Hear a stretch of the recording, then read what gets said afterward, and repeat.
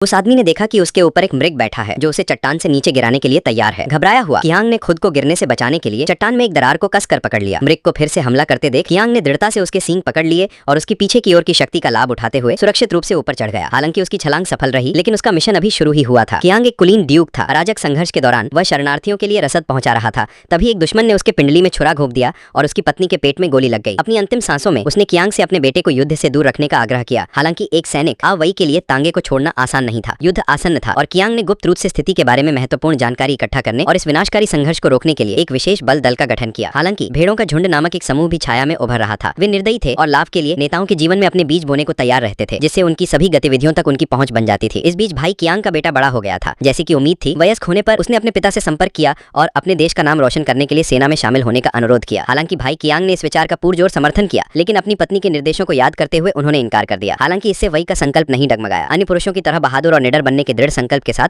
वह अपने पिता को बताए बिना चुपके से सेना में शामिल हो गए और सबसे खतरनाक मोर्चे पर एक निजी प्रथम श्रेणी के रूप में सेवा की। भाई कियांग ये जानकर बहुत दुखी हुए। उन्होंने एक पुराने दोस्त से संपर्क किया और अपने संपर्कों का इस्तेमाल करके अपने बेटे को खतरे से बाहर निकालने की कोशिश की, यहाँ तक कि उसे एक सुरक्षित स्थान पर स्थानांतरित भी किया। हालांकि वही जो पहले से ही अपनी स्थिति को लेकर चिंतित था, अपने घायल साथियों को बचाने के लिए परिणामों के डर से युद्ध के मैदान के बीचों बीच पहुंच गया। दुश्मन की गोलियों की बौछार का सामना करते हुए अनुभवहीन अवई अचानक घबरा गया, लेकिन घायलों को बचाने के लिए उसने घायल सैनिक को अपने कंधों पर उठा लिया और फिर घने गोला बारूद के नीचे युद्ध के मैदान से गुजरा। लेकिन अप्रत्याशित रूप से यात्रा के बीच में